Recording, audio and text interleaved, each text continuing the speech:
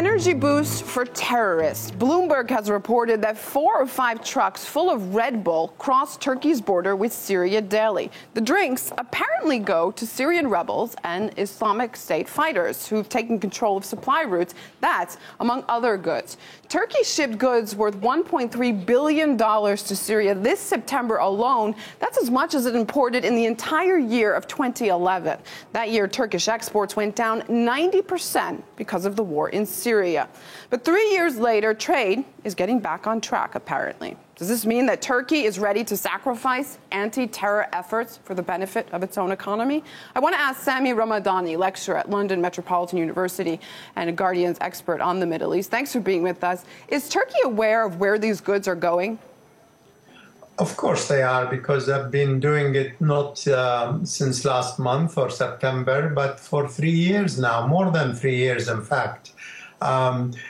Most of the armed groups in Syria rely heavily on Turkey supplying equipment, goods, food. They're injured, get treated in Turkish hospitals. So the links between Turkey and the armed organizations inside Syria is very old and well established, well documented. The links with ISIS, with Jabhat al-Nusra, the al-Nusra Front, which is the official affiliate of Al-Qaeda, are all well documented again. The recent fighting between ISIS and the Kobani Kurds also illustrated how heavily Turkey is complicit in the crushing of the Kurds in Syria. Erdogan himself, the Prime Minister of Turkey, declared that the PKK, a Kurdish organization inside Turkey, is as a terrorist an organization as ISIS. And officially, Turkey has called on the United States to launch a war on Syria, overthrow the Syrian government before fighting ISIS. That's why Turkey and Qatar are not very keen on what the United States is doing in terms of partially at least hitting ISIS. They want an all-out war against Syria first, then they claim to be opposing ISIS. I think these links are old.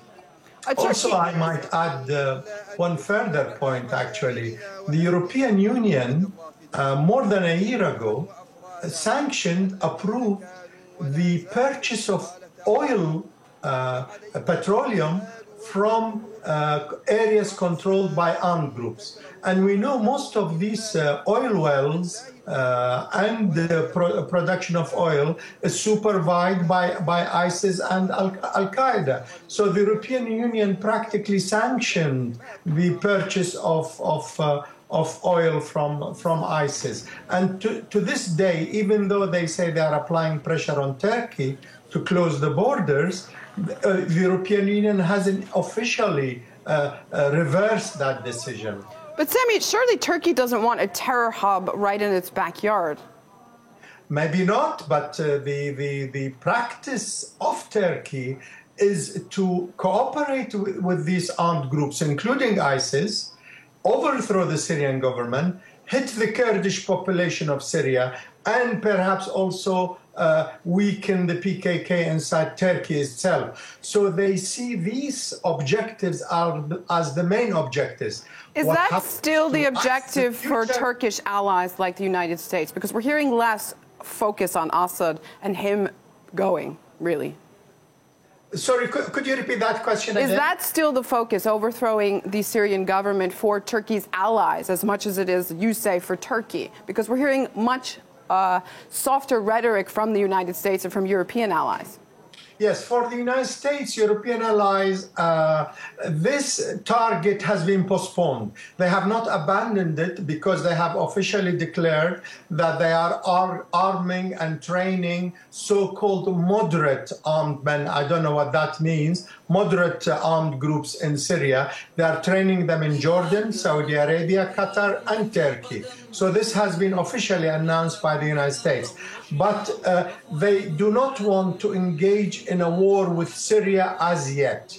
They want to establish more bases. They are working very hard to transforming Iraqi Kurdistan into a new military base for the United States. They have a new base near Erbil, the Iraqi Kurdistan capital, and they are building another one near Duhok, a major Kurdish city in Iraqi Kurdistan. And Turkey has enormous influence with Iraqi Kurdistan under Barzani, President Barzani of the KRG, Kurdistan Regional Government in Iraq. So you can see the United States is really preparing for even bigger wars. And I think at the moment they want to contain ISIS rather than finishing it off.